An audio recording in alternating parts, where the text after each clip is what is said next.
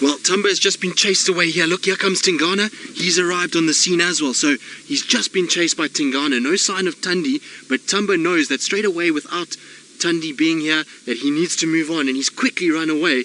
So how's this? We don't have just one T, we've got another T. So it's on all T drive.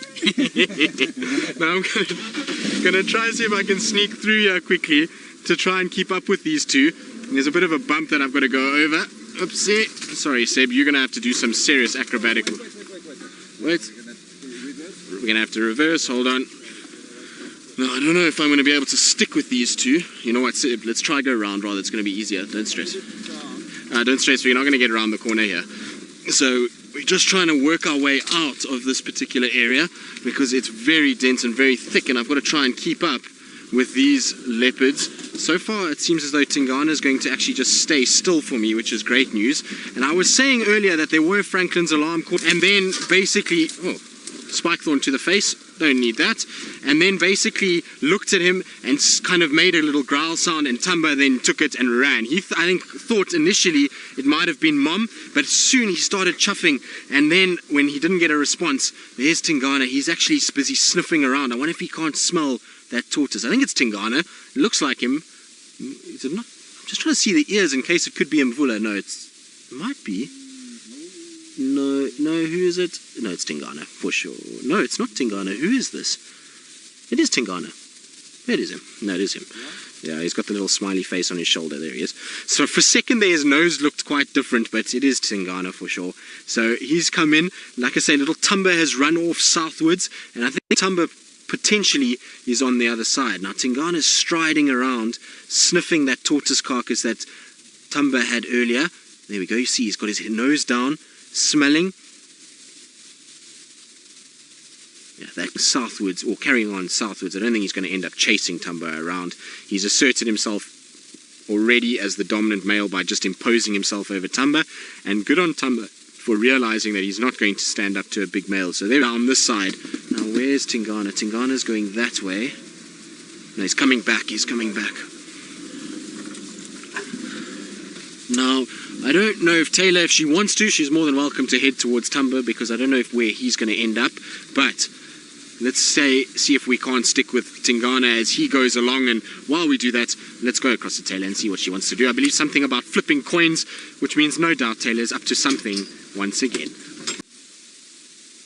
Well, he's just disappeared behind that tree, which is the same tree that we had Thamba in the first morning, and I think we might actually lose Tingana if we don't... Oh no, there we go, he's just hopped up into the tree. So exactly the same as what Thamba did the other day, so there must have been a carcass here. You can see how he's smelling.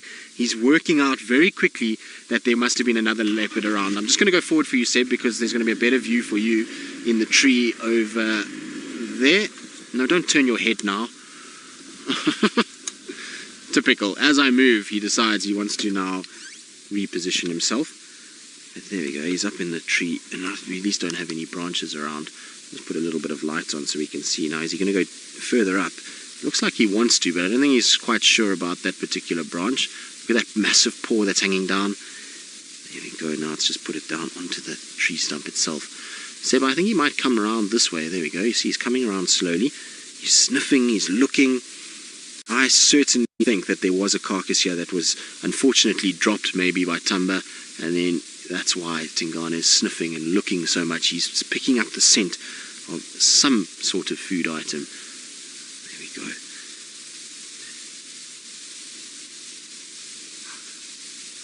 How incredible is this? Big male leopard, massive jackalberry tree. It doesn't get any better than that. Wow. Now he's coming down. I'm going to try and keep up with him along the bank here. It's not going to be easy, but let's try and see.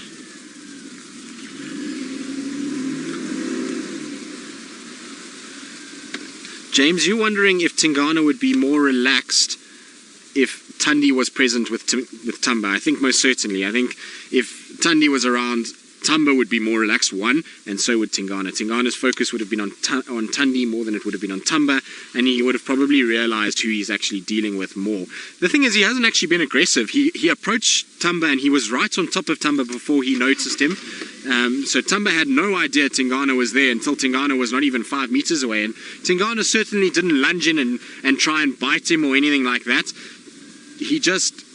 Thamba lost his nerve and ran because he wasn't sure. I think he's in a different area. It's not an area he's grown up in. This is an area that he's only just starting to spend a lot of time here. And so I think he just got a...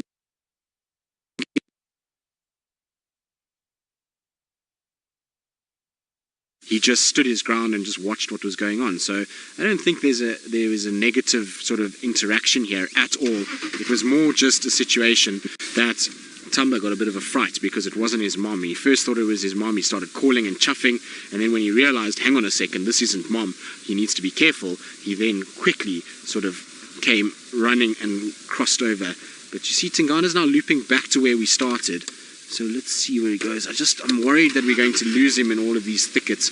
I suppose if we just go back and keep following him along, we should be fine. But sure, crazy. It's all gone absolutely mad. The animals seem to have gone mad today. They're just everywhere, and this is the most epic way to spend an afternoon. Now, just some of the guys trying to get hold of me on the radio. Yeah, well, we just come to exactly where you heard me, or where you bypassed me earlier. You'll find me here. He's just now turned again, going north, back to where Thamba was. So I'm just trying to get around again, back to where we were. But sand and reversing is not really as easy as it looks. Now, hopefully Tingana is going to come out here. I've lost him now completely. He was heading straight towards where I am. So between reversing and trying to keep an eye on a leopard, it's not the easiest thing. So here he should come out, Seb, somewhere around this side. Just hope he hasn't turned and gone back south again, because it's difficult from where we are to be able to see what's going on. Maybe get back up onto this ridge just so that we've got a bit more ability to move. I certainly don't think Thamba is going to come wandering back here. He's seen exactly who this leopard is. He's now realized that this is not a leopard he wants to hang around with. So I doubt very much that Thamba is going to try and come and sneak back towards this area. I think he's going to run northwards, find himself a better spot, a nice thicket that he can hide in, and then try and rest there and stay out of sight. Now, I think I've lost Tingana for now. Let's see. Back where... There he is. I've got him. And he's walking back again towards Thamba. It's just a kind of circle we're doing all the time. It's difficult because it's also not the easiest place to follow a leopard. Also got, there he is.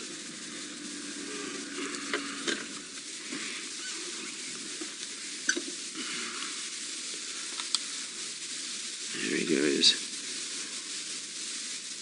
I think he's still convinced there's a food item here for him. Seb, can I go back there? Yes. And then swing your side. It's just trying to keep up with where he's going and how he's moving is not really the easiest. But you can see how much we've been here the last 2 days, because everything is just flattened now. We've got kind of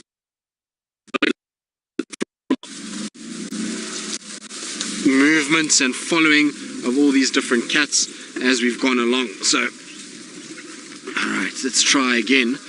Oh, Seb. Arms are getting a bit of a workout today. I was trying to avoid a nice knob thorn that is sticking into me a little bit at the moment. Oh, that certainly is not comfortable. Knob thorn to the leg. And probably a torn shirt by the time I get through there. There we go. Now, where did he disappear to?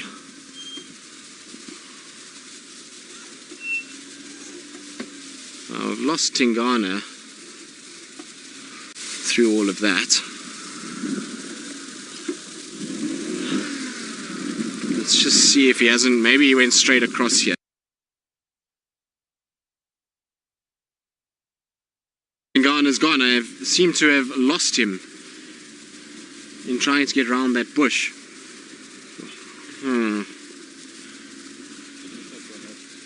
He's have you got him? Yeah, on the top. He's on the top. Now, I don't know if I'm going to be able to get up here, Seb. You think so? Maybe. Let's try.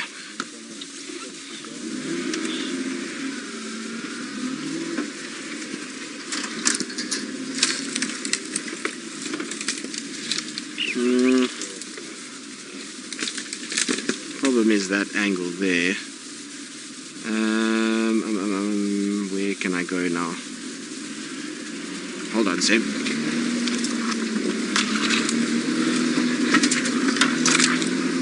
There we go. So up and over.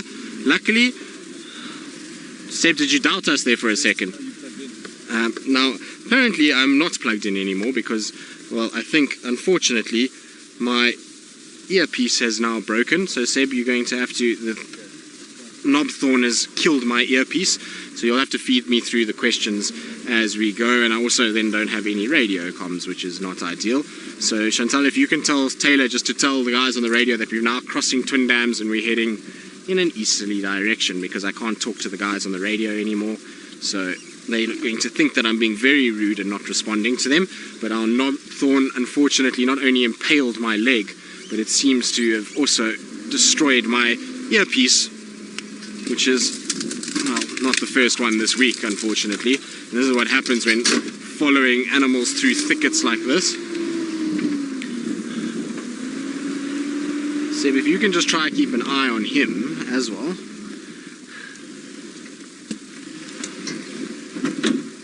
So, river age 10.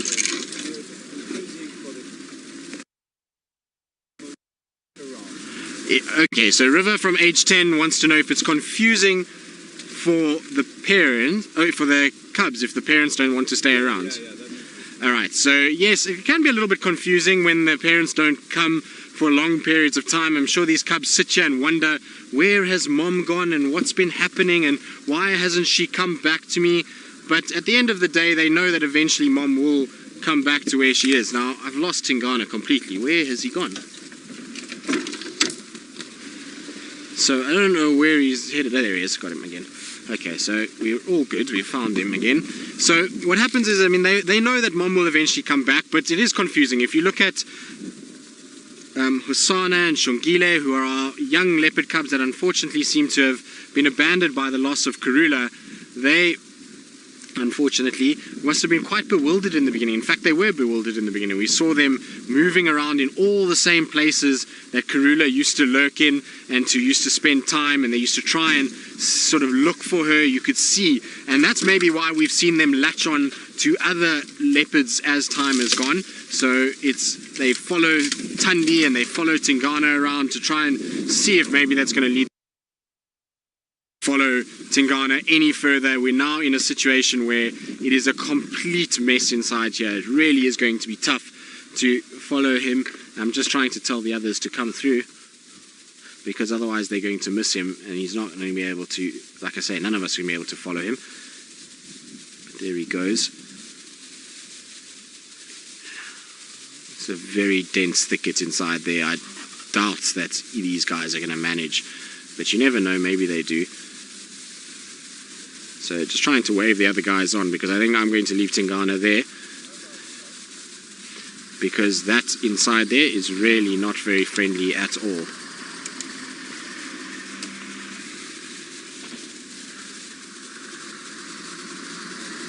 Thanks, Orbs. Sorry, my radio's broken. So